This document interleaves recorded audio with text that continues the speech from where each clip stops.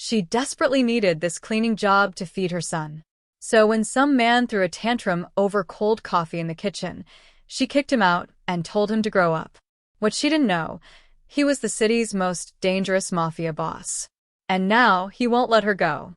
Celia Martinez needed exactly 3 things from this job: a paycheck, health insurance, and enough left over to keep Leo in that private school for 1 more year. She didn't need to know who owned the mansion, didn't need to make friends with the staff, and definitely didn't need any drama. The wrought iron gates had opened automatically when the cab dropped her off at 6 a.m. Now, standing in the marble foyer with her cleaning supplies and a thermos of gas station coffee, Celia took in the crystal chandeliers and Renaissance paintings with the emotional investment of someone reading a cereal box. Rich people. Same problems. Fancier wallpaper. You must be the new girl. An older man in a pristine butler's uniform appeared from nowhere, moving like a ghost. His name tag read Bernard. His face read, "I've seen things that would break you. I'll show you to the kitchen. You'll start there." Great. Celia followed him through hallways that smelled like furniture polish and old money. The place was dead quiet, not peaceful quiet, but the kind of silence that happens when people are afraid to breathe too loud. They passed a maid dusting a vase like it might explode. Another staff member practically flattened himself against the wall to let them pass. "Is everyone here terrified of dust, or?" Celia asked. Bernard's expression didn't change. "You'll understand soon enough. 3 rules. Don't ask questions. Don't go into the East Wing. And whatever you do, don't." A crash echoed from somewhere ahead, followed by a man's voice roaring words that would make a sailor blush. Bernard's face went gray. Oh no, not today. They rounded the corner into a kitchen the size of Celia's entire apartment. All stainless steel and marble countertops, with enough cooking equipment to run a restaurant.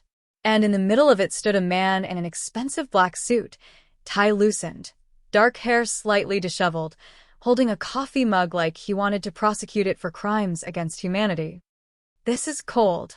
He slammed the mug down. Coffee splashed across the counter. "How many times do I have to?" He spotted a trembling junior cook in the corner. "You. Did you make this?" The cook looked ready to faint. "I am sorry, Mr. Salerno, sir, I didn't." "Sorry doesn't make it hot, does it?" The man's voice could cut glass. He was maybe 40, with the kind of sharp features and cold eyes that suggested he'd never heard the word no, and lived in a world where people jumped when he entered a room. Right now, he was having a meltdown over coffee like a toddler who'd been told he couldn't have candy. Celia had raised a 10-year-old through terrible 2s, 3s, and every age after. She recognized a tantrum when she saw one. Bernard grabbed her arm. "Don't." Too late. "Hey," Celia's voice cut through the kitchen like a referee's whistle. "You." "Suit." The man turned slowly, looking at her like she'd just appeared out of thin air. The kitchen went so quiet Celia could hear her own heartbeat. "Excuse me?" His voice dropped to something dangerous. "You're excused," Celia said flatly, setting down her cleaning supplies. "Out. My kitchen. Now." Time stopped. Somewhere, a spatula clattered to the floor. Bernard made a sound like a dying animal. The man in the suit blinked.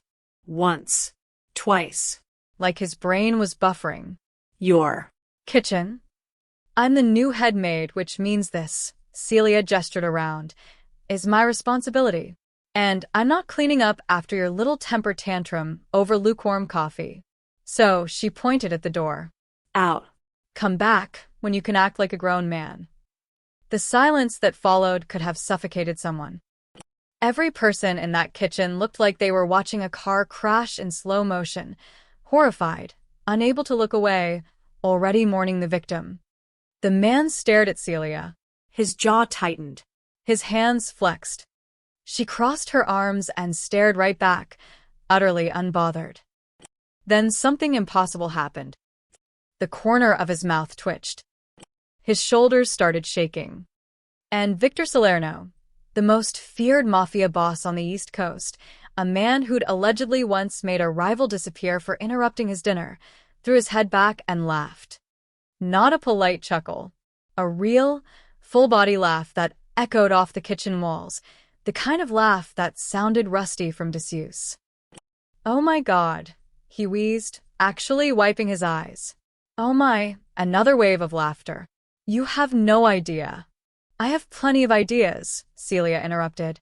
"And my first idea is you leave, so I can clean this mess and make proper coffee. You want hot coffee? I'll bring you hot coffee. But you don't get to throw tantrums in my workspace. That's the deal." Victor's laugh faded into something that looked almost like wonder. He studied her face like he was trying to figure out if she was real. "What's your name?" "Celia." "Celia," he tested it out, still smiling. "Celia just fired me from my own kitchen." "I didn't fire you. I'm giving you a timeout. There's a difference." Another crack of laughter. Then, to everyone's shock, Victor Salerno straightened his tie, nodded once, and walked toward the door. He paused in the doorway, looked back at Celia, and said, "I like my coffee black. 2 sugars." And Celia? What? "Welcome to the family." He left. The kitchen remained frozen for exactly 5 seconds. Then Bernard lunged forward, gripping Celia's shoulders. "Do you have any idea what you just did? Do you know who that was?" "An overgrown toddler with expensive taste in suits. That was Victor Salerno." "Victor Salerno?" Bernard looked ready to pass out. "The Victor Salerno. He's killed people for less than what you just." "He laughed," Celia pointed out. "That's what's terrifying," Bernard hissed. "He never laughs. He never. People don't talk to him like that. People who disrespect him don't. They disappear." Celia processed this information, looked around at the staff who were all staring at her like she was a ghost who didn't know she was dead yet. "Huh," she said finally. "So, I just told off a Mafia boss." "Yes." "And he laughed." "Yes." Celia picked up the spilled coffee mug, examined it, and set it in the sink. "Well, too late now." "Somebody want to show me where the good coffee beans are? I've got a timeout toddler decaffeinate." Victor was still smiling when he walked into his office, and that smile made Rico Castellano want to reach for his gun. "Boss," Rico stood from the leather chair, his voice tight. "We need to talk about what just happened." Victor poured himself a whiskey. It was barely 7 in the morning, but this moment deserved it. "You mean the part where I got kicked out of my own kitchen?" "That's exactly what I mean." Rico's face was red. Behind him, 2 other lieutenants, Marco and Tommy, looked equally disturbed. "That woman disrespected you. In front of staff. In front of witnesses." "She did." Victor took a sip, savoring it. "So she has to go," Marco said, cracking his knuckles. "Today. Right now." "I'll handle it personally. Make it clean." Victor's smile vanished. The temperature in the room dropped 20 degrees. "You'll do nothing," he said quietly. The 3 men exchanged glances. "Boss, with respect," Rico started. "She stays." "Victor," Rico stepped closer, lowering his voice. "People are going to talk. They already are. Word spreads fast. If they think you're going soft, if they think you let some random maid disrespect you without consequences, let them talk." "You don't understand." Rico's voice rose. "Your reputation is everything. It's what keeps rivals in check, keeps territories stable, keeps our operations running. One crack in that reputation and—" "She didn't know who I was," Victor interrupted, setting down his glass. "Did you see her face? Not an ounce of fear. Not because she was brave, because she genuinely had no idea." "That's not the point." "That's exactly the point." Victor leaned back against his desk. "When's the last time someone spoke to me like I was just a person? Not a title. Not a reputation. Just some guy having a bad morning." Tommy shifted uncomfortably. "Never, boss." "Exactly." "Never." Victor's eyes went distant. "My own mother started choosing her words carefully around me 15 years ago. Everyone's terrified. Everyone's calculating. Everyone's trying to figure out what I want to hear before they open their mouths. That's called respect," Rico said. "That's called a prison." Victor picked up his whiskey again. And this woman, Celia, she walked in and treated me like I was anyone. Some annoying customer throwing a tantrum. And you know what? She was right. I was throwing a tantrum over cold coffee. You're allowed to throw tantrums, Marco protested. You're Victor Salerno. And apparently that doesn't mean anything to her. Victor's smile returned. I want to know what else she'll do. What else she'll say. I'm keeping her. Rico's jaw clenched. This is a mistake. Then it's my mistake to make. She stays. That's final. The three men left, clearly unhappy, muttering to each other about soft bosses and dangerous precedents. Victor didn't care. For the first time in years, he felt genuinely curious about another human being. Downstairs, Celia was learning exactly how badly she'd messed up. Bernard had pulled her into the pantry, a closet-sized room that smelled like flour and fear, and was speed-talking through Victor's greatest hits like a true crime podcast on Fast Forward. And then there was the incident with the union leader, who tried to skim from the ports.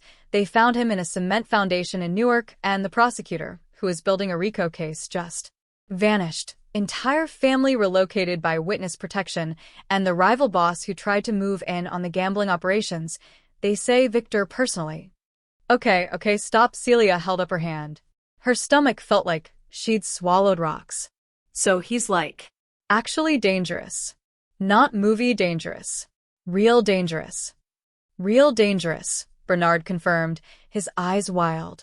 He controls half the East Coast. Drugs, weapons, gambling, construction. If it makes money and bends laws, Victor Salerno has his hand in it. Celia thought about her son. About the private school she'd lied on applications to afford. About the scholarship interview next week that could change everything.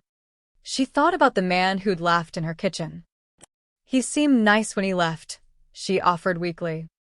Bernard made a noise like a strangled cat. Nice? Nice? Celia, he's a killer. He's ended people for smaller slights than what you just did. The fact that he laughed doesn't mean. Does he hurt staff? Bernard paused. What? His own staff. Does he hurt them? Kill them for mistakes?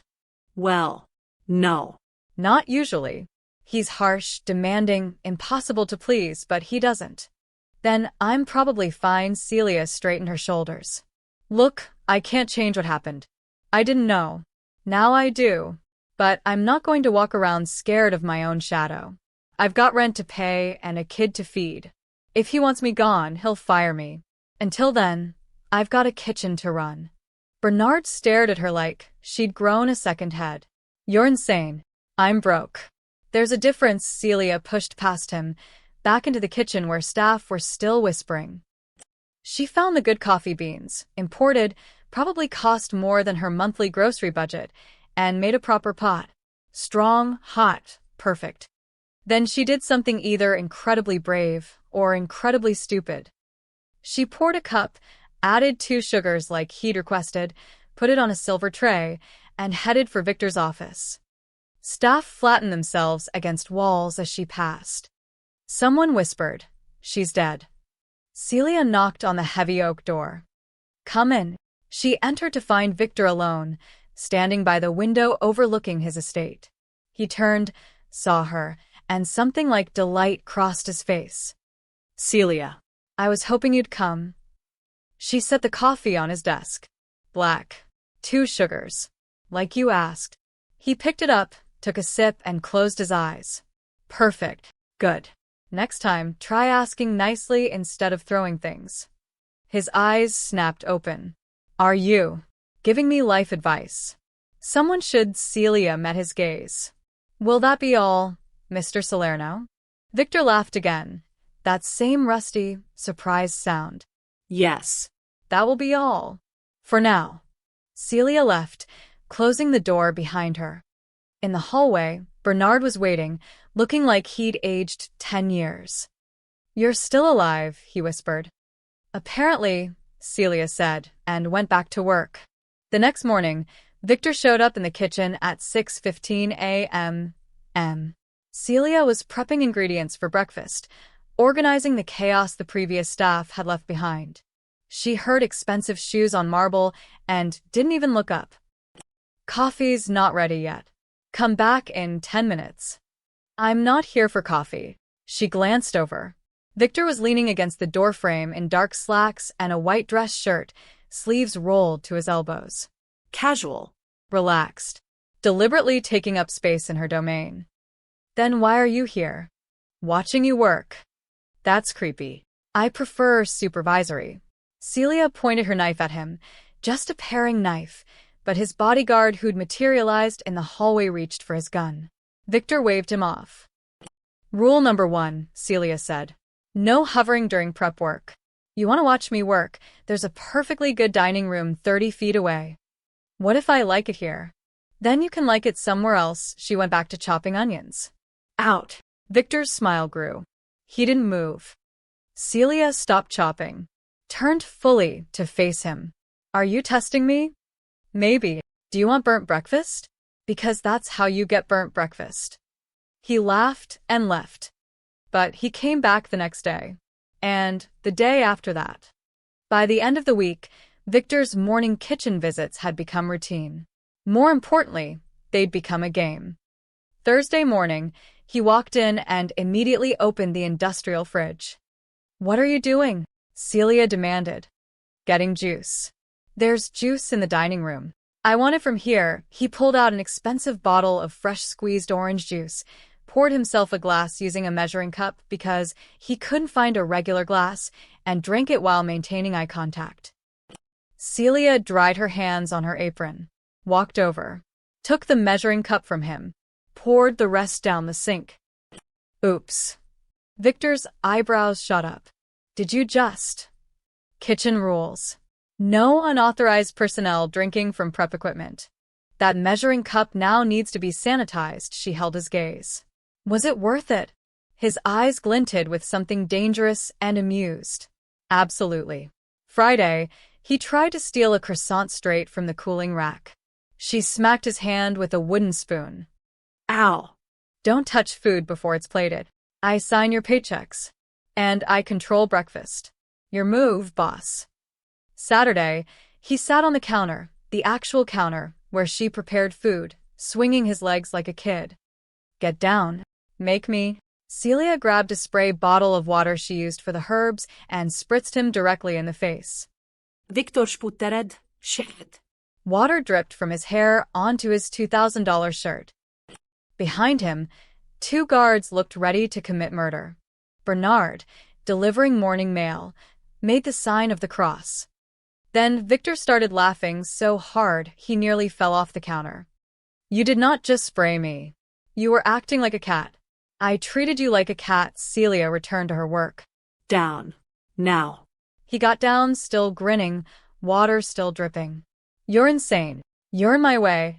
The staff started gathering in nearby hallways during these exchanges. Not close enough to be obvious, but close enough to watch. It was better than television. He's going to kill her, one maid whispered. He's going to marry her, another countered. He's definitely going to do something to her, a guard muttered. Bernard just kept praying. Sunday morning, Victor brought reinforcements. He walked into the kitchen with Rico, clearly trying to prove a point. Rico needs coffee. I told him yours is the best. Rico looked like he'd rather drink poison, but he played along. Yes. Coffee. Please. Celia assessed them both. Okay. But you're both sitting at that table. She pointed to a small staff table in the corner. And you're not talking to me while I work. Deal? What if I have questions? Victor asked innocently. Write them down. I'll read them when I'm done. What if they're urgent? Then they're not about coffee. She started grinding beans. Sit. Stay. Good boys. Rico's eye twitched. No one had called Victor Salerno a good boy and lived to tell about it.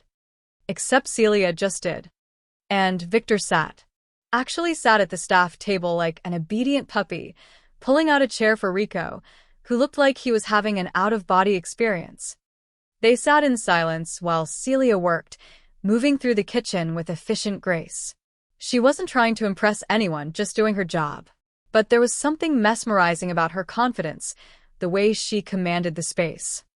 She brought them coffee 5 minutes later. Set the cups down. Victor took a sip. Perfect as always. Great. Now leave. The cook needs this space for breakfast service. What if I want to stay for breakfast? Then you eat in the dining room like everyone else. This feels like discrimination. This feels like a boss trying to distract his employee from work. Celia crossed her arms. Tell me, Mr. Salerno, do you hang around your accountant's offices? Your lawyer's meetings? Your whatever else you have people for. That's different. How? They're boring. And I'm entertainment. Victor's smile turned into something softer. You're honest. It's refreshing. For just a second, Celia's armor cracked. She saw something real in his eyes. Not the dangerous mafia boss, but a lonely man who'd forgotten what genuine human interaction felt like. Then the moment passed. Flattery doesn't get you extra croissants, she said, but her tone was gentler. Dining room. Both of you. Before I spray you again. Rico stood so fast his chair scraped. I'll be in the car. He fled. Victor stood slowly, still holding his coffee. Same time tomorrow. Don't you have crimes to commit or something? I multitask. He headed for the door, then paused. Celia? What? Your kitchen rules. I like them. He left before she could respond. Celia stood there, wooden spoon in hand, feeling something she absolutely should not be feeling about her employer. Especially one who could make her disappear. God help me, she muttered, and got back to work. It started with the gardener. Marcus Webb had worked the Salerno estate grounds for 6 years. 6 years of saying, yes, sir, keeping his head down, and working whatever hours were demanded without complaint. That's how you survived in Victor's world. Invisible, obedient, grateful. But he'd watched the new maid spray Victor Salerno in the face with water. And he'd watched Victor Salerno laugh. So on Monday afternoon, when Rico told him to stay late and replant the entire rose garden before a meeting the next morning, no overtime pay, naturally, Marcus heard himself say something he'd never said before. No. Rico stopped mid-stride. Turn slowly. Excuse me? I said no. Marcus's heart was hammering, but he kept going. It's 5 p. and my shift ends at 5. You want evening work, you pay evening rates. That's fair. The garden went silent. 2 other groundskeepers pretended to be very interested in their rakes. Rico's face turned purple. Do you know who you're talking to? Ido. And I'm still saying no. Marcus thought of Celia pointing her knife at Victor. You want the roses done tonight. Pay me overtime. Otherwise, I'll do it tomorrow during regular hours. You're fired. Then I'm fired. Marcus started packing his tools. His hands were shaking, but he kept his voice steady. I'll get my final check from payroll. He made it 3 steps before Rico grabbed his arm. Let him go. Everyone turned. Victor stood on the terrace, coffee cup in hand, looking almost bored. He must have been watching the whole thing. Boss, Rico started. He asked for fair pay, for fair work. What's the problem? Victor took a sip of coffee. Marcus, you want overtime rates? Marcus swallowed. Yes, sir. Fine. Time and a half. Standard rate. Victor turned to Rico. Make sure payroll knows. And Rico? Next time you need rush work done, you come to me first. We don't bully the staff. He walked back inside. Rico looked like he'd been slapped. Marcus looked like he'd seen God. The story spread through the mansion like wildfire. By Tuesday, the head housekeeper, a woman named Patricia who'd been terrorized by Rico's sister for months, actually knocked on Victor's office door. Bernard tried to stop her. Patricia, don't. You can't just. Watch me, she knocked harder. Come in. Patricia entered. Victor was reviewing documents, didn't look up. Mr. Salerno, I need to discuss the cleaning schedule. Talk to Rico. I tried. He ignored me. So I'm talking to you. She pulled out a crumpled piece of paper. This is the schedule Rico's sister made. She has me working doubles 3 times a week with no advance notice. I have a daughter. I need consistent hours, or I can't arrange childcare. Victor finally looked up, studied her face. How long has this been happening? 8 months. And you're just telling me now? Patricia lifted her chin. I was scared. Then I watched you let Marcus negotiate overtime. I watched you get kicked out of your own kitchen by a woman half your size. I figured, maybe things are different now. Something flickered in Victor's eyes. Not anger, something more complicated. Give me that schedule. She handed it over. He scanned it, his jaw tightening. This is garbage. You should have come to me months ago. He grabbed a pen, made quick notes. You want regular hours? Monday through Friday, 8 to 4. No surprises. Same pay. Tell Rico's sister if she has a problem, she talks to me. Patricia's eyes went glassy. Thank you, Mr. Salerno. And, Patricia? Anyone else having scheduling problems, send them to Bernard. He'll keep a list. This stops today. She left looking dazed. Victor sat back, rubbing his temples. When had he become the kind of boss who didn't know his own staff was being abused? When had he stopped caring? By Wednesday, the mansion felt different. Staff made eye contact in hallways. Quiet conversations happened in break rooms. Someone actually laughed, out loud in the foyer. And Rico was losing his mind. This has to stop. He cornered Victor in the study, Marco and Tommy flanking him. Do you see what's happening? The staff thinks they can negotiate now. They think they have power. They're asking for basic fairness, Victor said calmly.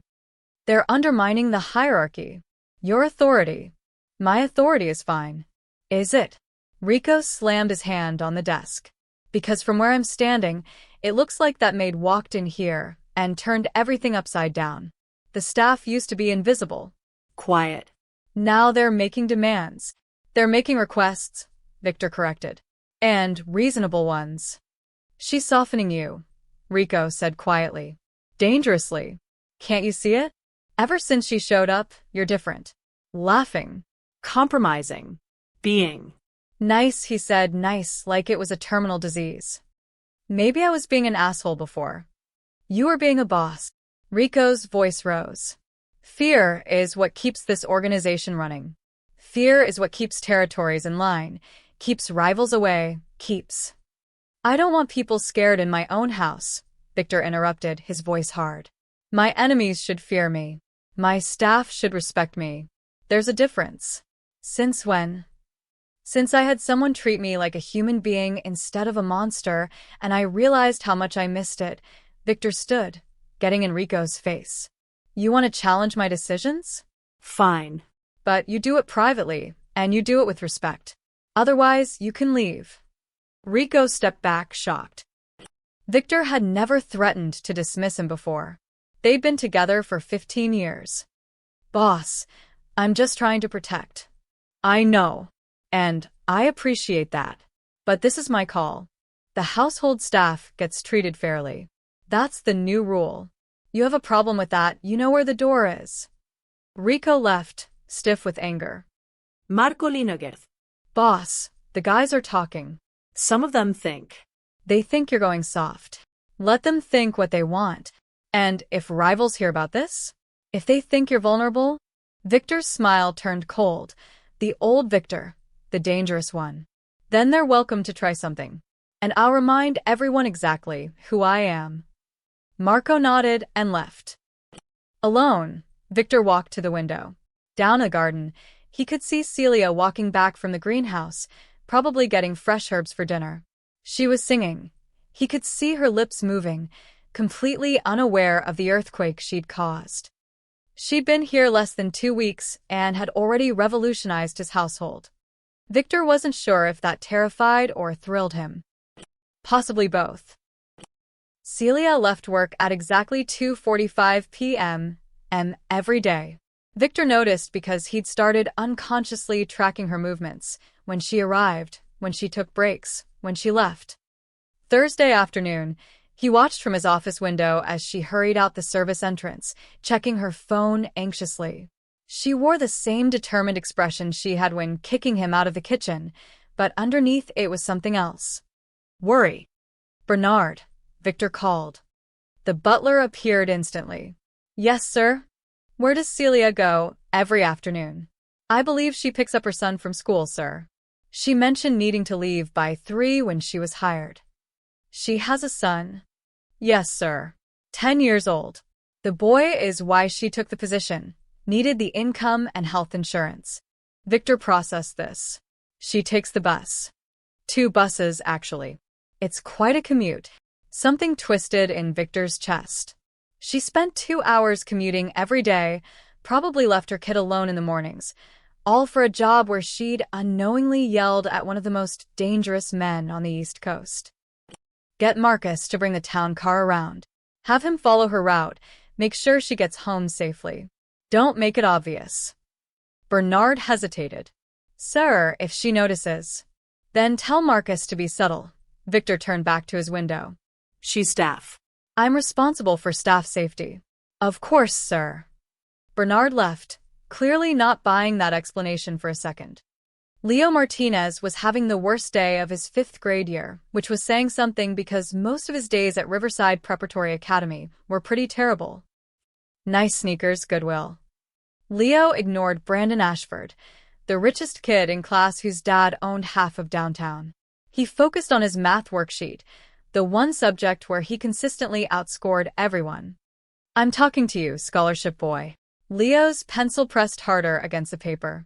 His mom had explained that some kids would be mean because Leo didn't come from money like they did. She told him to be the bigger person, to focus on his studies, to remember why he was here.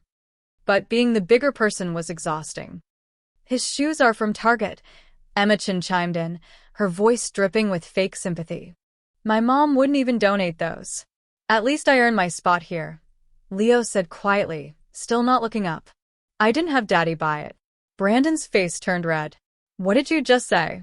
You heard me. Brandon shoved Leo's desk. Papers scattered.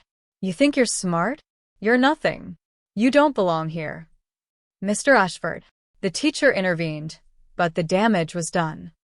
Leo gathered his papers with burning cheeks, counting down the minutes until 2:45 when his mom would be waiting outside with her tired smile and her questions about his day that he'd answer with lies. Celia spotted Leo immediately. He had that slumped posture he got when Brandon had been particularly cruel. Her heart squeezed. Hey, baby, she hugged him, and he let her, which meant it had been really bad. How was school? Fine. Lao. I don't want to talk about it, Mom. They walked to the bus stop in silence. Celia wanted to march back into that school and give those rich brats a piece of her mind, but she couldn't. Leo needed to stay in this school. The education was exceptional, and the scholarship interview next week could mean full tuition for middle school. They just had to survive until then. On the bus, Leo finally spoke. Mom, what does your new boss do? Celia tensed. Why do you ask? You've been weird about this job. You won't talk about it. I'm not weird. You're totally weird. Leo looked at her with those 2 old eyes. Is he a bad guy? He's complicated. That was putting it mildly. But he pays well, and the insurance is good. That's what matters. Brandon's dad says there are no honest ways to get rich. Brandon's dad is a hypocrite. Celia pulled Leo closer. Listen to me. People are complicated. Sometimes good people make bad choices. Sometimes bad people have good moments. The world isn't black and white. Which one is your boss? Celia thought about Victor's laugh, his dangerous smile, the way he defended Marcus. I'm still figuring that out. Victor was in his study when Marcus returned, looking uncomfortable. Well? She takes 2 buses, sir. Picks up her kid from Riverside Prep, fancy school, probably on scholarship. They go to a small apartment in Queens. Building's not in a great area. Lock on the front door looks broken. Victor's hands tightened on his desk. Riverside Prep? That's a 40-minute bus ride from here. Plus another 20 to her place, yes, sir. A widow, Bernard had mentioned. A widow with a 10-year-old son, working herself to exhaustion, living in a building with a broken lock, all so her kid could have opportunities she probably never had. And Victor had thrown a tantrum over cold coffee. Tomorrow, have a car ready for her at 2:30. Tell her it's a new staff benefit, transportation for those with children. She'll refuse, sir. Then make it a company policy. Non-negotiable. Victor pulled out his phone, texted his head of security. And get someone to fix that front door lock. Make it look like the landlord finally got around to it. Marcus's lips twitched into an almost smile. Anything else, sir? Find out what scholarship she's applying for. Quietly. Sir? Just do it. After Marcus left, Victor sat alone with his whiskey, thinking about a woman who faced him without fear but probably lay awake every night worrying about making rent. A woman who'd lost a husband. A woman who didn't know Victor had probably crossed paths with every criminal organization in the city at some point. A woman whose past he suddenly, desperately needed to understand. He opened his laptop and typed her full name into the secure database his people maintained. Celia Martinez. Queens, New York. Widow. The file loaded. Victor's blood went cold. Husband, Daniel Martinez. Deceased. Former soldier. Victor's crew. 8 years ago. The botched warehouse operation. The one that still kept Victor up some nights. 3 men dead, including Danny Martinez, young kid, barely 25, new to the organization. Caught in crossfire when a simple pickup turned into an ambush. Victor had sent flowers to the funeral, had authorized a small payout to the widow. He'd never followed up. Never checked if that widow had been left with a baby. Never imagined she'd walk back into his life 8 years later and kick him out of his own kitchen. Oh, Celia, Victor whispered to the empty room. What are you doing here? She knew. She had to know. She'd taken a job working for the man whose operation had gotten her husband killed. The question was, why? Revenge? Unlikely. She'd had a dozen chances to poison him by now. Desperation? More probable. Sometimes survival trumped vengeance. Or maybe, and this thought unsettled him most, maybe she'd made peace with what happened and truly didn't blame him. Victor needed answers. But asking would reveal that he'd been digging into her past. So he'd wait. Watch. Protect her from the shadows while he figured out what game she was playing. If she was playing one at all. Friday morning, Victor found Celia in the hallway outside his study, organizing the cleaning supply cart. Celia. A word. She looked up, one eyebrow raised. Is this about the coffee? Because I already told you. No. I need my office cleaned. She blinked. Okay. I'll add it to the rotation. Now. I need it clean now. He opened the door, gestured inside. Personal project. Needs immediate attention. Celia glanced at Bernard, who'd appeared from nowhere looking stricken. The butler made frantic cutting motions across his throat, the universal sign for abort mission. She looked back at Victor, who was watching her with unreadable dark eyes. Your office. Yes. The one everyone whispers about. The one nobody's allowed to enter. That's the one. She grabbed her supply caddy. Fine. Move. Victor's mouth twitched. He stepped aside. Behind her, Bernard made a sound like a dying whale. The office was exactly what she expected. All dark wood, leather furniture, and masculine intimidation. Floor-to-ceiling bookshelves lined 2 walls. A massive mahogany desk dominated the center. And along the far wall. Is that a gun cabinet? Celia asked. Yes, with actual guns. They're not decorative. Victor settled into his desk chair, clearly planning to watch her work. Problem. Nope. Just confirming I'm cleaning a murder museum. She set down her supplies and pulled out a feather duster. Don't shoot me if I accidentally bump something. I'll try to restrain myself. She started with the bookshelves, methodically working through leather-bound volumes that probably cost more than her monthly rent. Victor watched her like a hawk studying a mouse. Celia refused to be the mouse. She worked her way to the gun cabinet, a beautiful antique piece with glass doors showcasing an array of handguns, rifles, and things she didn't have names for. She opened it without asking. Behind her, Victor went very still. These are filthy, she announced, running her cloth along the shelves. When's the last time someone cleaned in here? No one cleans in here. I can tell. She carefully moved a Glock to dust underneath it. Do these all work? Yes. Ever use them? What do you think? Celia glanced back at him. He was leaning back in his chair, fingers steepled, expression carefully neutral. Testing her. Waiting for fear. I think you're trying to scare me, she said, returning to her dusting. I also think it's not working. Why is that? Because if you wanted me dead, I'd already be dead. She closed the gun cabinet, moved to his desk. You're not subtle, Mr. Salerno. You're about as subtle as a brick. Victor's lips curved. Most people find me terrifying. Most people don't have a 10-year-old son. You know what's terrifying? 5th grade math homework. She started rearranging his desk without asking, moving papers, straightening his pen holder, relocating his laptop to what she clearly deemed a better position. What are you doing? Organizing. This desk is a mess. That's classified paperwork. Then don't leave it lying around. She picked up a sheet, squinted at it. I can't read Italian anyway. Is this a shipping manifest? Put that down. Putting it down, she set it in a neat pile. You really need a filing system. Victor stood, moved around the desk until he was close enough that she had to look up at him. He was a tall man, broad-shouldered, with the kind of presence that made rooms feel smaller. You're not curious? He asked quietly. About what I do? What those papers mean? Nope. Most people would be. Most people don't have enough problems of their own. Celia held his gaze. Your business is your business. I just work here. He studied her face, searching for something. You're not afraid of me. Should I be? Everyone else is. Everyone else isn't me.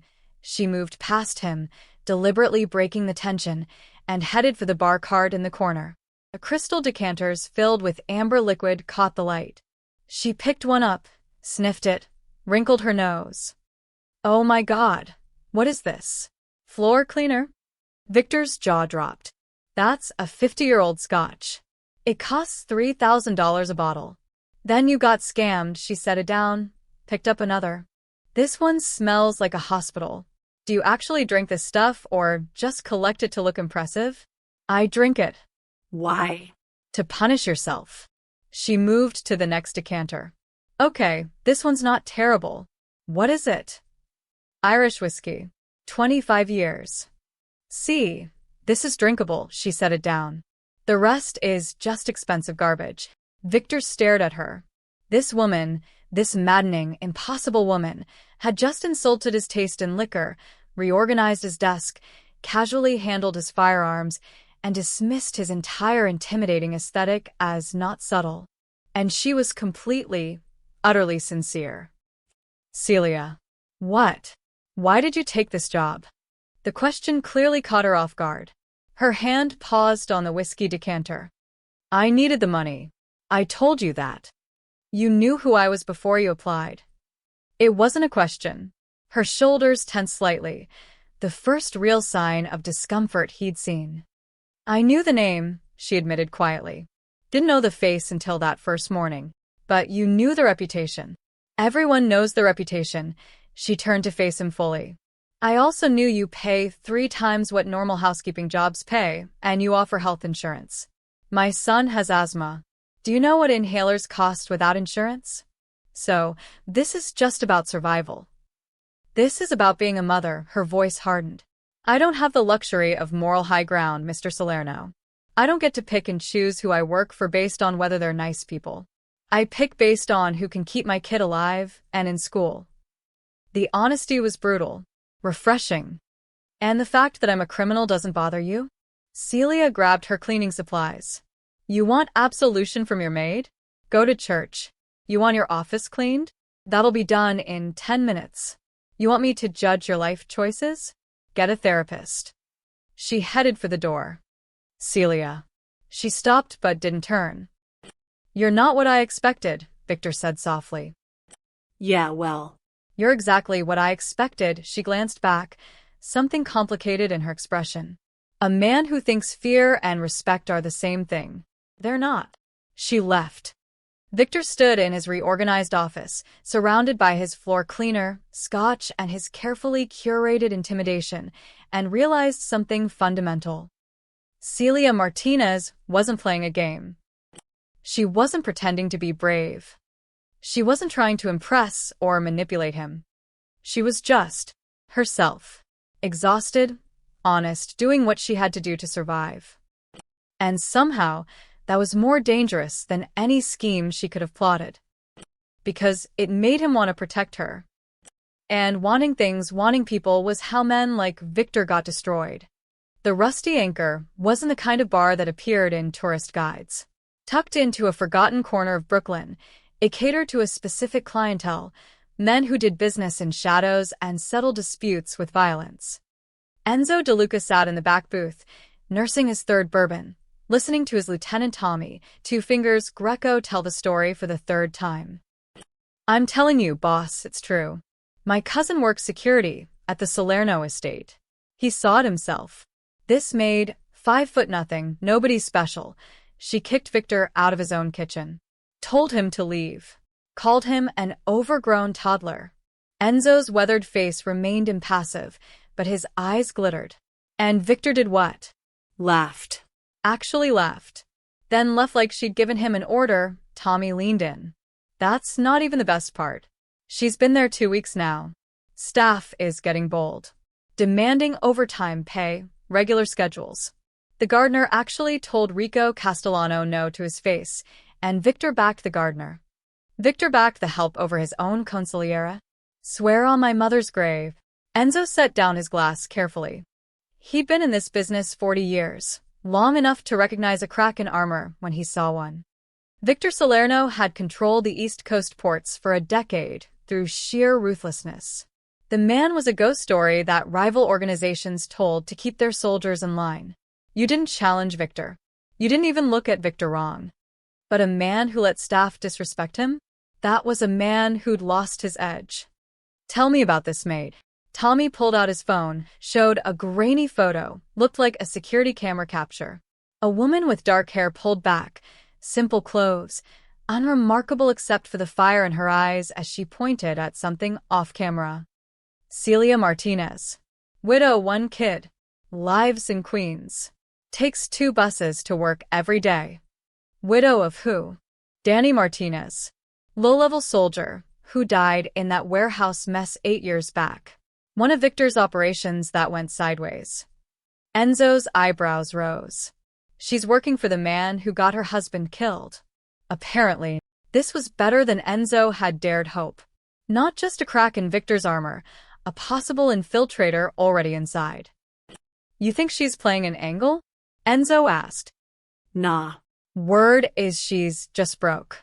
Needs the money, Tommy shrugged. But here's the thing, Victor's different around her. Softer. My cousin says he watches her leave every day. Had his driver start taking her home for safety. He's protecting her. He's attached to her. Looks like it. Enzo smiled slowly. In this business, attachments were weaknesses. And weaknesses could be exploited. I want everything on Celia Martinez. Where she lives, where the kid goes to school, her routine, her vulnerabilities. Everything. You thinking what I think you're thinking? Victor's built his reputation on being untouchable, unknowable, but a man protecting someone. Enzo tapped his glass. That's a man with something to lose. And when the East Coast sees that Victor Salerno can be hurt through a maid, when they see he's gone soft, his territories become vulnerable. You want to move on his operations? Not yet. First, we test the waters. We prove he's compromised. Enzo's smile turned cold. We prove the legend is just a man. 3 miles away, in a small apartment in Queens, Celia helped Leo with his homework while mentally calculating whether she could afford new sneakers for him this month. The ones he had were developing holes. Mom, you're not paying attention. Sorry, baby. What was the question? If a train leaves Chicago at 60 miles per hour. Her phone buzzed. A text from an unknown number. Carl will pick you up at 6 a.m. tomorrow. Company policy. Don't argue. There. Despite everything, she smiled. The man communicated through commands even in text messages. She typed back, "I can take the bus." His reply was instant. "You can. But you won't. See you tomorrow." "Who's that?" Leo asked, trying to peek. "My boss." He's Persistent. "Is he nice?" Celia thought about Victor's dangerous smile, his gun cabinet, the way his entire household flinched at his presence. She thought about him laughing in her kitchen, defending Marcus, reorganizing his world to accommodate her schedule. "He's complicated," she said finally. "Like I told you before. You talk about him a lot." "I do not." "You totally do. Mr. Salerno this, Mr. Salerno that." Leo mimicked her voice, grinning. "Finish your homework. Are you friends with him?" No. "He's my boss." "But you like him." Leo. "You smile when you talk about him. You never smile about anything work-related." Celia opened her mouth to argue, then closed it. When had her 10-year-old become so observant? "It's not like that," she said quietly. He lives in a different world than us. A dangerous world. We work together. That's all." Okay, Leo didn't sound convinced, but he went back to his math. Celia stared at her phone, at Victor's text, and felt something twist in her chest. She couldn't afford to like Victor Salerno. Couldn't afford to see him as anything other than a paycheck. Because men like him, men who lived by violence, they destroyed everything they touched eventually. She'd already lost one person to that world. She couldn't lose herself to it too. Back at the Rusty Anchor, Enzo's phone rang. He answered without greeting. "It's done," a nervous voice said. "I got access to the staff schedule. The maid drops her kid at Riverside Prep every morning at 8:15. Picks him up at 2:45. Like clockwork." Good. "How much?" "You said 10 grand. You'll get 15 if you keep feeding the information." "Can you do that?" A pause. "If Rico finds out I'm talking to you." "Rico won't find out. This stays between us." Enzo's voice turned hard. "Unless you get cold feet. Then everyone finds out. Understand?" Yeah. "Yeah, I understand." "Then we're in business." Enzo hung up and smiled at Tommy. "Get our people ready. I want eyes on the kids' school starting Monday. Routine surveillance only, no moves yet. Just watch and learn." "You're really doing this? Going after Victor's maid?" "I'm not going after her." Enzo finished his bourbon. "I'm proving a point. The great Victor Salerno has a weakness. And once the other families see that, once they see him scramble to protect some nobody." He didn't finish the sentence. Didn't need to. In their world, perceived weakness was actual weakness. And actual weakness meant territories changed hands, power structures collapsed, empires fell. Victor Salerno had ruled through fear for a decade. Time to see how he ruled through love. Monday evening, Celia was finishing the dinner cleanup when Rico Castellano walked into her kitchen. Not Victor's friendly morning visits. This was different. Rico moved like a predator, all sharp angles and barely contained rage. Two of his men flanked him, silent, threatening presences in expensive suits. The junior cook who'd been helping Celia immediately found an excuse to vanish. "Ms. Martinez," Rico's voice was cold. "We need to talk." Celia didn't stop scrubbing the pot she was working on. "I'm listening. Look at me when I'm speaking to you." She set down the pot, turned slowly, met his eyes with the same unbothered expression she'd given Victor 2 weeks ago. "Better?" Rico's jaw clenched. "Do you know what you've done? Made dinner? Cleaned the kitchen?" My job. "Don't play stupid." He stepped closer. "Since you arrived, this household has fallen apart. Staff making demands, questioning orders, disrespecting authority. Asking for fair treatment isn't disrespecting authority. It is when they forget their place." Rico's voice rose. "We have an order here. A hierarchy. Victor at the top, then his lieutenants, then everyone else. That system works because everyone knows where they stand." Celia crossed her arms. "Sounds like a system that works great for you. It works for everyone. It keeps things stable. It keeps people scared, Celia corrected. There's a difference. Rico took another step forward. He was trying to intimidate her with his physical presence, a tactic that probably worked on most people. Celia had faced down an angry mafia boss over cold coffee. She'd raised a strong-willed 10-year-old through the terrible twos. Rico Castellano didn't even crack her top 10 most intimidating encounters.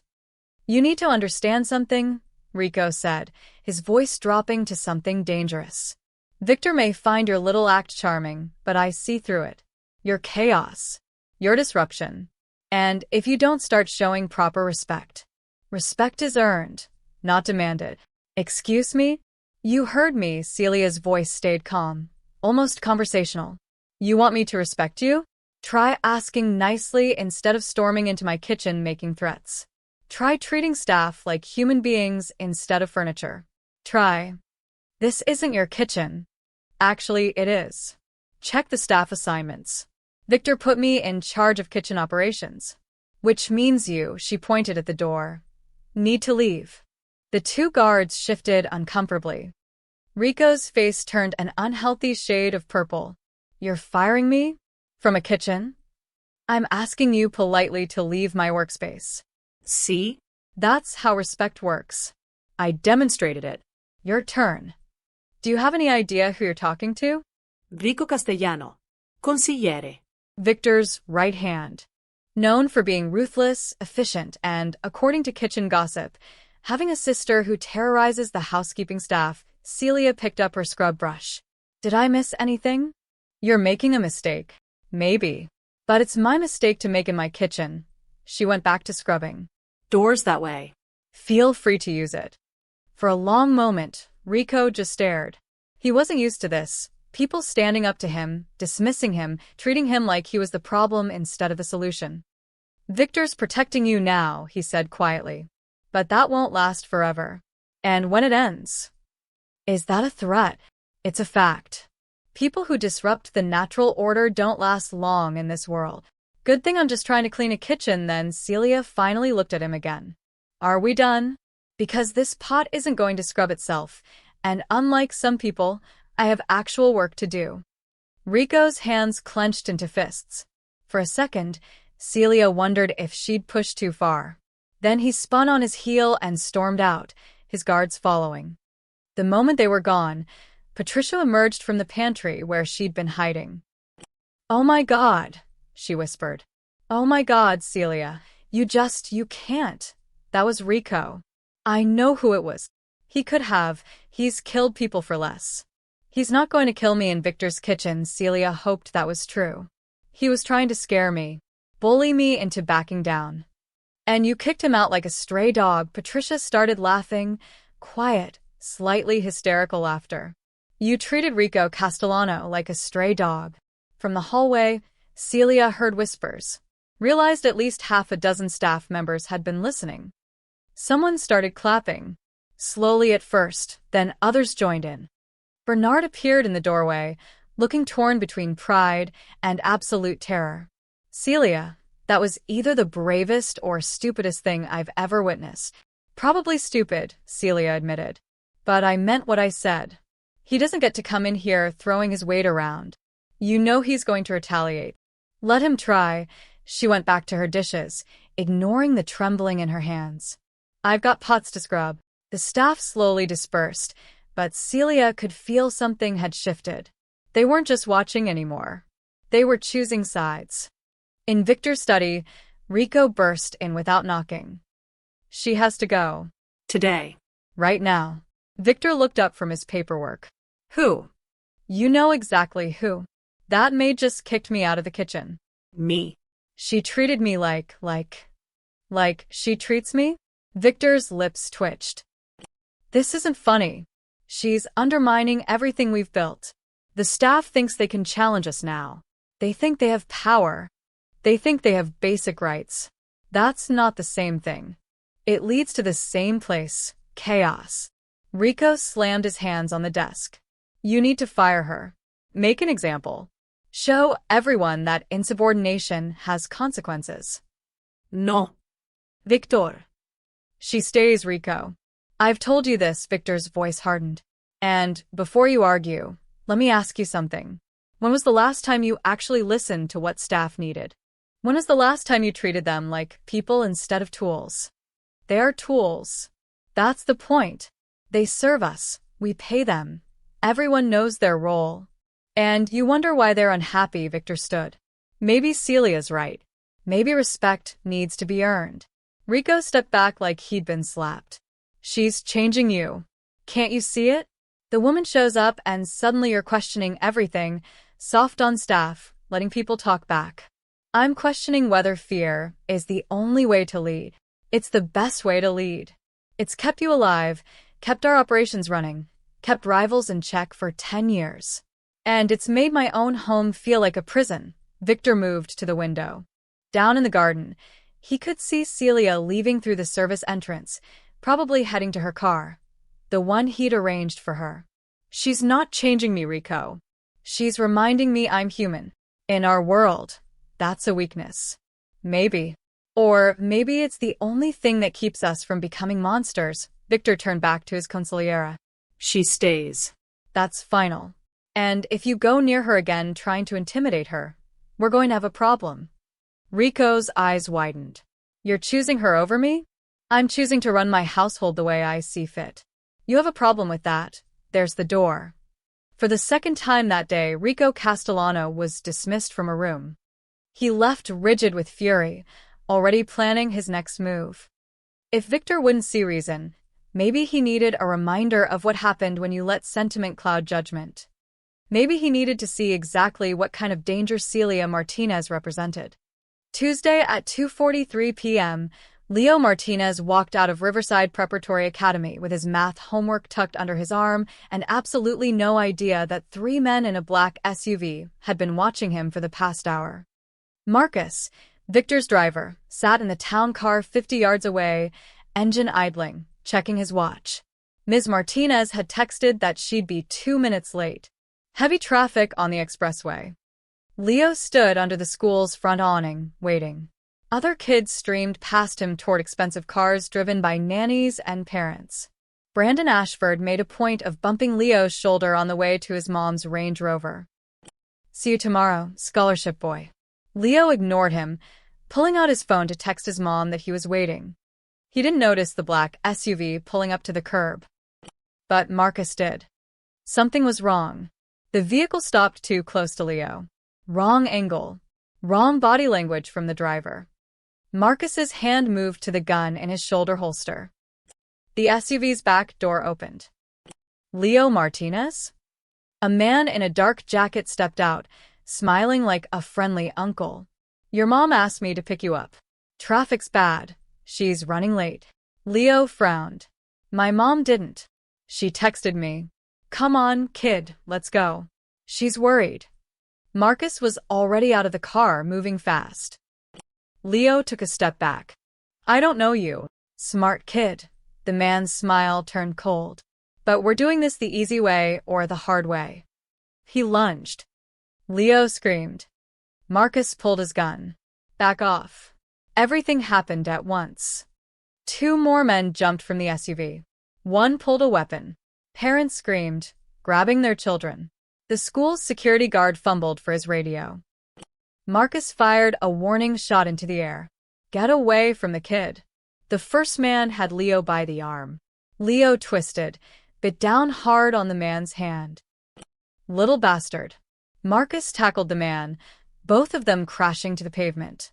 Leo broke free, ran toward the school entrance. The second man caught him. Got him. Go, go, go. They dragged Leo toward the SUV. He fought, kicking, scratching, screaming, but he was 10 years old, and they were grown men. Then 3 black sedans screeched into the school driveway. Victor's security team poured out, 6 men, heavily armed, moving with military precision. Drop him. The kidnappers hesitated for exactly 2 seconds. Then they shoved Leo toward the school doors and ran for their SUV. Gunshots cracked through the afternoon air. The SUV's tires squealed as it tore out of the parking lot, one window shattering from return fire. Victor's men gave chase in 2 of the sedans, but the priority was securing the kid. Leo sat on the concrete, shaking, while a guard checked him for injuries. Marcus had a split lip and murder in his eyes. Get him to the car. Now. Call Victor. Celia's phone rang while she was still stuck in traffic. Hello. Ms. Martinez, it was Marcus, his voice tight. Your son is safe. But there was an incident at his school. I'm bringing him to the estate now. Her entire world tilted. What kind of incident? Men tried to take him. We stopped them. He's not hurt, but… What? The word came out as a scream. Someone tried to kidnap my son? We have him. He's safe. Victor wants you to meet us at the estate. I'm coming to the school. The school's on lockdown. Police are there. Ms. Martinez, please come to the estate. Leo's asking for you. The call ended. Celia sat in gridlocked traffic, her hands shaking so badly she could barely grip the steering wheel. Someone had tried to take her baby. Someone had put their hands on Leo. Because of her. Because she worked for Victor Salerno. The fear crystallized into something else. Rage. She walked into Victor's mansion 40 minutes later, like a hurricane. Staff scattered. Bernard tried to intercept her. Ms. Martinez, Leo's in the kitchen with. She shoved past him. Leo was sitting at the kitchen table, wrapped in a blanket, drinking hot chocolate. He looked small, scared, but alive. Mom. She grabbed him, held him so tight he wheezed. Checked him over with shaking hands, no injuries, no blood, just fear in his eyes that no 10-year-old should have. I'm okay, he whispered. Mom, I'm okay. Marcus saved me. Where is he? Her voice was ice. Where's Salerno? Celia, Bernard started. Where is he? His office. She stormed out, leaving Leo with Patricia and Bernard. Took the stairs 2 at a time. Burst through Victor's office door without knocking. Victor was on the phone, surrounded by his lieutenants. They all turned, startled. She didn't care. You, she pointed at Victor. Outside. Now. Celia, I'm in the middle of. I don't care what you're in the middle of. Her voice cracked.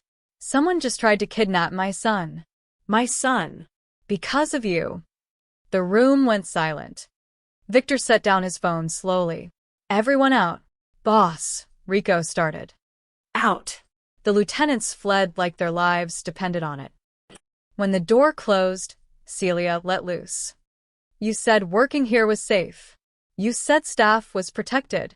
But your world followed me home and put my baby in danger. Tears streamed down her face, fury and fear mixing. He's 10 years old, Victor. They grabbed him at school. I know. No, you don't know. You don't have kids. You don't understand what it's like to get a phone call saying someone tried to take the only thing in this world that matters. She was shaking. I should never have taken this job. I should never have. Stop, Victor moved toward her, hands raised. Celia, stop. Breathe. Don't tell me to breathe. Then listen, his voice was hard. This wasn't random. This was Enzo De Luca, a rival trying to get to me through you. My men are already hunting him down. He made a mistake attacking someone under my protection.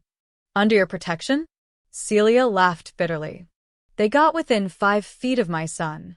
And my men stopped them. Marcus took a beating to keep Leo safe.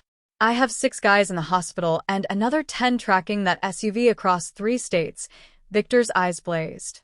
No one touches what's mine and walks away. I'm not yours. Leo's not yours. We're just… You're more than staff, the words came out rough. Raw. You've been more than staff since the moment you kicked me out of that kitchen. Celia froze. Stared at him. You can't say things like that, she whispered. Why not? Because men like you destroy everything they care about, her voice broke. My husband died in your world, Victor. I can't. I won't let Leo. That's not going to happen. You can't promise that. Watch me. He stepped closer, his presence overwhelming. Enzo De Luca just signed his death warrant. By tomorrow morning, he'll know what happens when someone threatens my people. And Leo will have round-the-clock protection until this is resolved. I should quit. Take Leo and leave. Go somewhere you people can't find us. You could, Victor's voice softened. Or, you could let me fix this. Let me protect you both properly. Celia wanted to run. Wanted to grab Leo and disappear. But she'd tried running from poverty, from grief, from fear. Running never worked. If anything happens to him, she started. It won't. If it does, I'll kill you myself. Victor's lips twitched despite everything. I believe you. She left without another word, returning to Leo.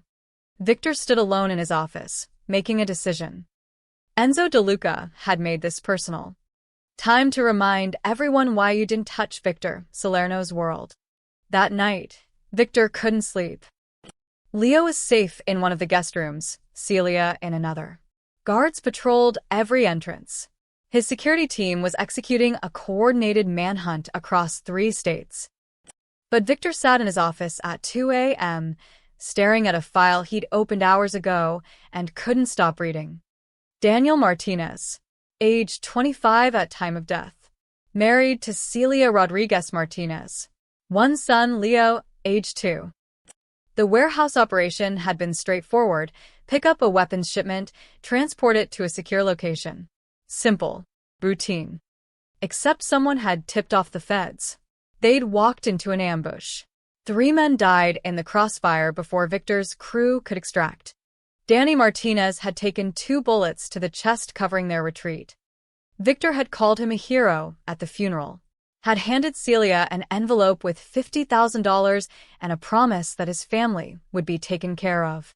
Then Victor had moved on to the next crisis, the next operation, the next war.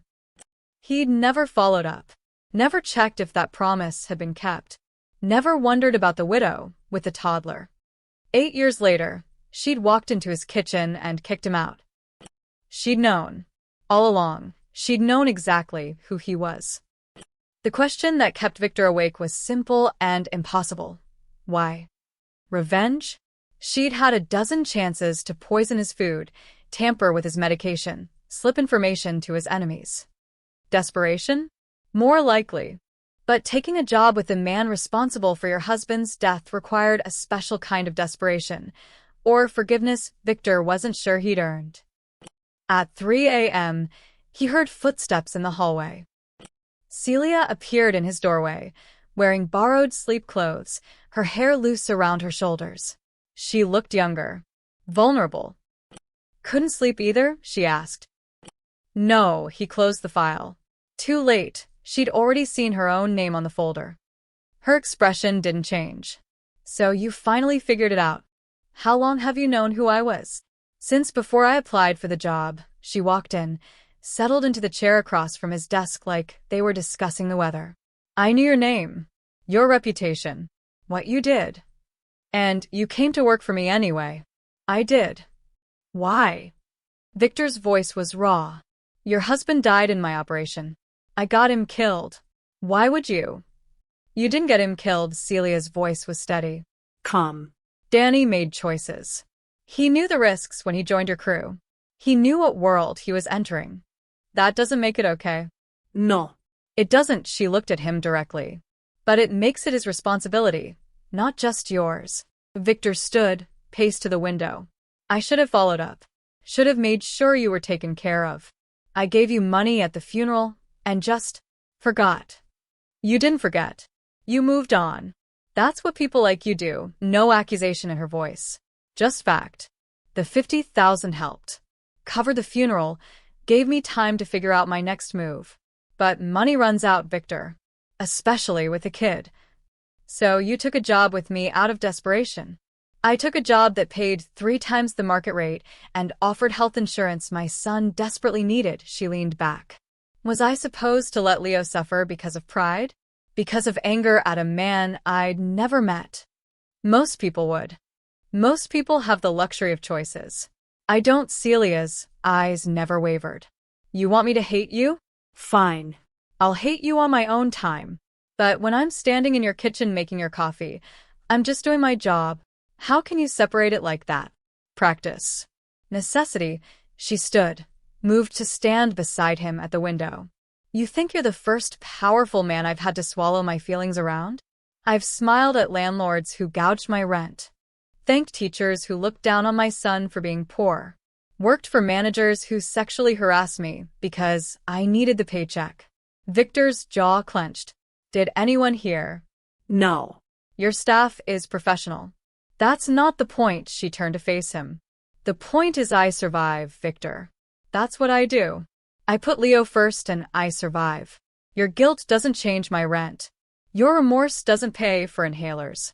So yes, I took a job with the man whose operation got my husband killed. Because that man pays well. The honesty was brutal. Beautiful. You're not afraid of me, Victor said quietly. Not because you don't know what I am, but because you've already lost everything that matters once.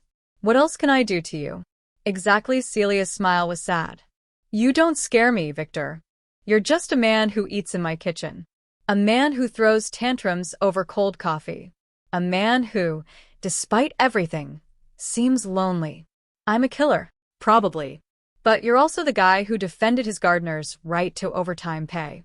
Who arranged a car service, so I wouldn't take 2 buses. Who's currently losing sleep over whether you failed my husband 8 years ago. She reached out, touched his arm lightly. You're complicated. I told Leo that. I didn't lie. Victor looked at her hand on his arm. Such a simple touch. When was the last time someone had touched him without fear or calculation? Celia, Don't, she pulled her hand back. Don't apologize for Danny. He made his choices. Don't promise to protect me. You've already proven you will, even though it makes you a target. And definitely don't tell me how you feel about me, because we both know where this is going and neither of us can afford it. Where is it going?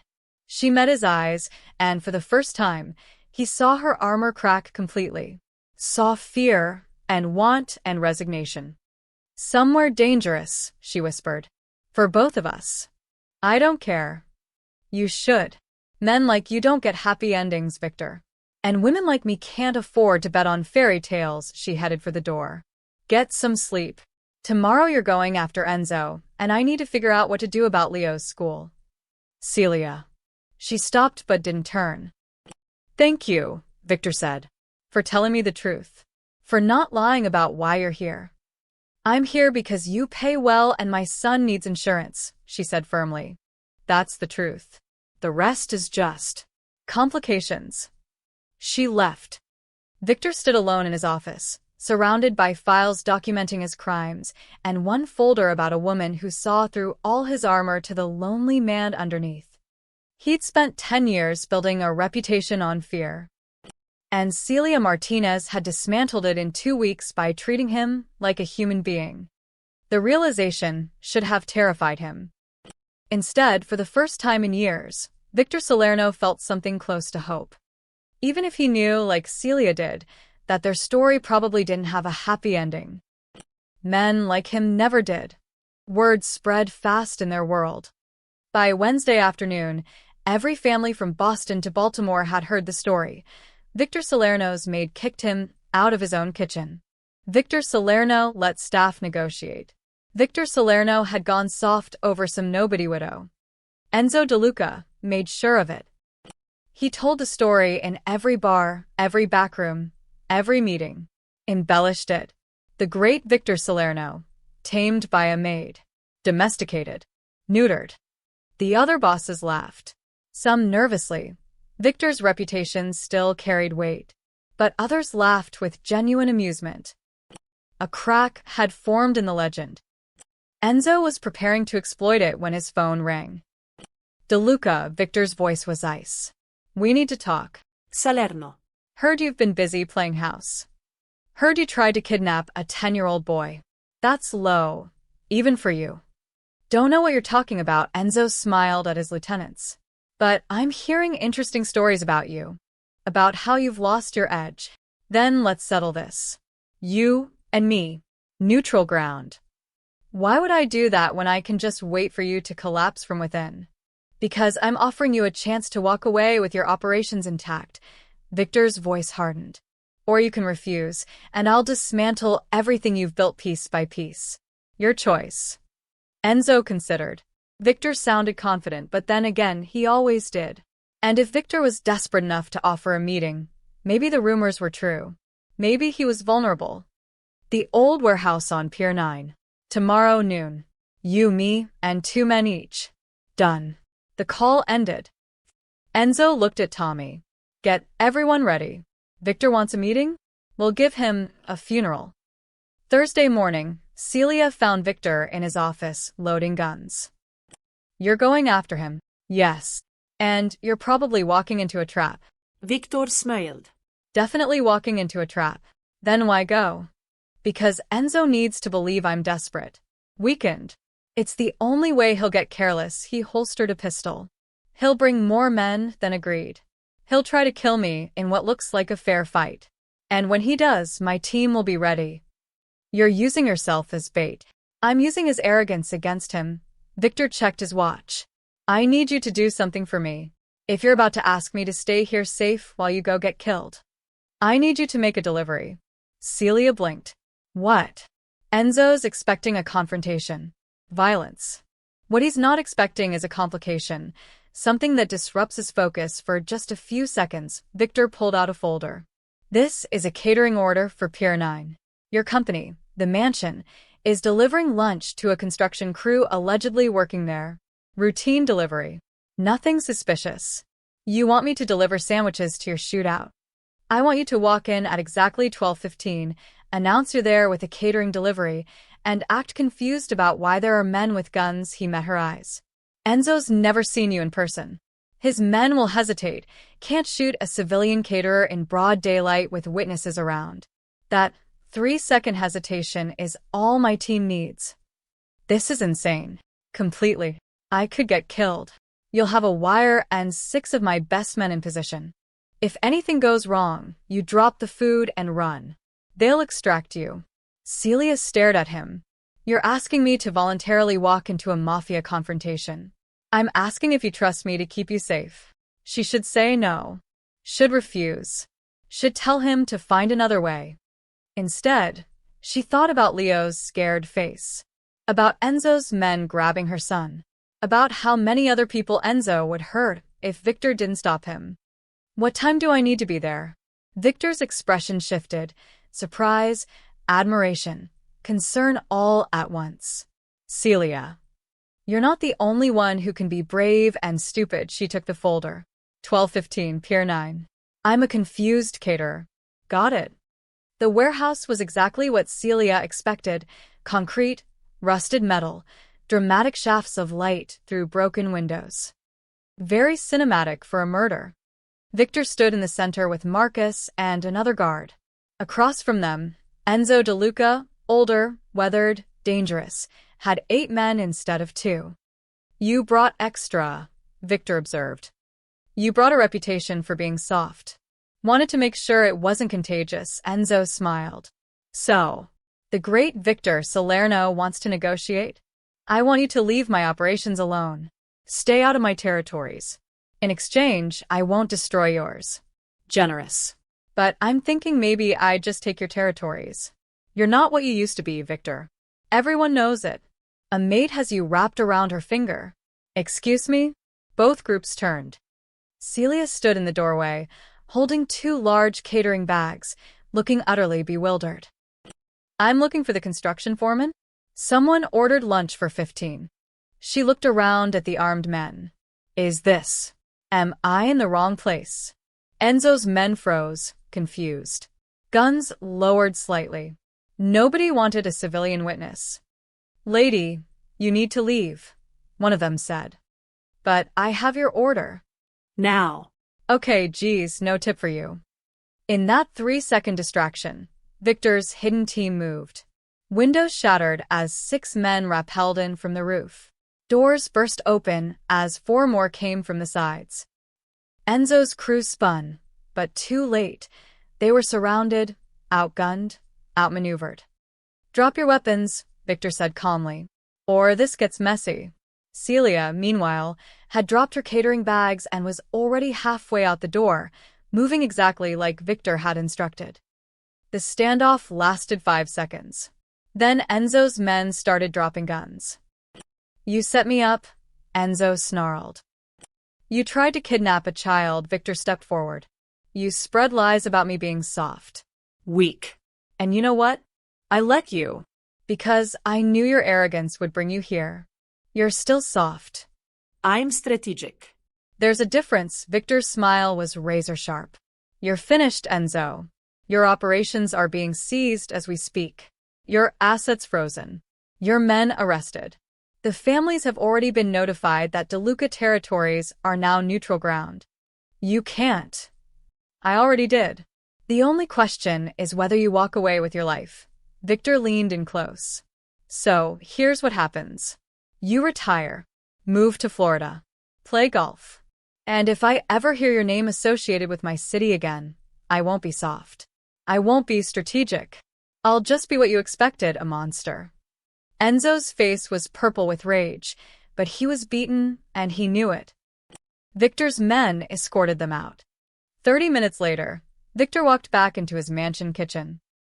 Celia was calmly rolling out dough for bread, flour dusting her arms, completely unbothered. She didn't look up. How'd it go? You were perfect. Enzo never saw it coming. Good, she kept rolling. You're welcome, by the way. Victor laughed. That surprised, genuine laugh she'd first heard weeks ago. You walk into an armed standoff and now you're baking? Stress baking. It's therapeutic. She finally met his eyes. You're insane, Victor Salerno. You helped me orchestrate a tactical takedown using sandwich bags. You're insane too. We're perfect for each other then. The words hung in the air. Neither of them acknowledged what she'd just said. 3 weeks later, the mansion felt like a different world. Dawn light filtered through the dining hall windows. Staff moved through the hallways without that perpetual tension in their shoulders. Someone was humming in the foyer, actually humming, a sound that would have been unthinkable a month ago. In the kitchen, Celia supervised breakfast prep while Patricia cracked jokes with the junior cook. Laughter echoed off the marble countertops. Your coffee, boss. Bernard delivered Victor's morning cup with significantly less terror than before. Ms. Martinez says if it's not hot enough this time, you can make your own. Victor, reviewing documents at the dining table, smiled. Tell Ms. Martinez her coffee is perfect as always. Tell him yourself. Celia called from the kitchen. I'm not deaf. Bernard's eyes widened, waiting for the explosion that never came. Victor just laughed. Rico, sitting across from Victor, looked like he'd aged 5 years in 3 weeks. Boss, the shipment from Newark. Approved. Move it through the usual channels. And the situation with the Marino family wanting to negotiate. Set up a meeting. But not here. Victor glanced toward the kitchen. I keep business out of the house now. Rico's jaw tightened, but he nodded. He'd learned to adjust. Barely. The household staff had rights now, fair schedules, overtime pay, respect. The change had been Rocky's personal nightmare, but even he couldn't argue with the results. Turnover had dropped to 0. Efficiency had increased.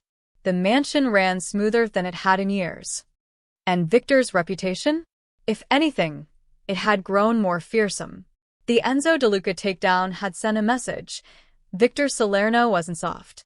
He was smart enough to recognize when fear was useful and when humanity worked better. His enemies still trembled at his name. His staff just called him boss, without the existential dread. At 6:30 a.m., Celia emerged from the kitchen carrying fresh pastries. She set the basket on the dining table, deliberately within Victor's reach. Croissants. Still warm. Don't eat them all before the meeting. No promises. Victor grabbed one immediately.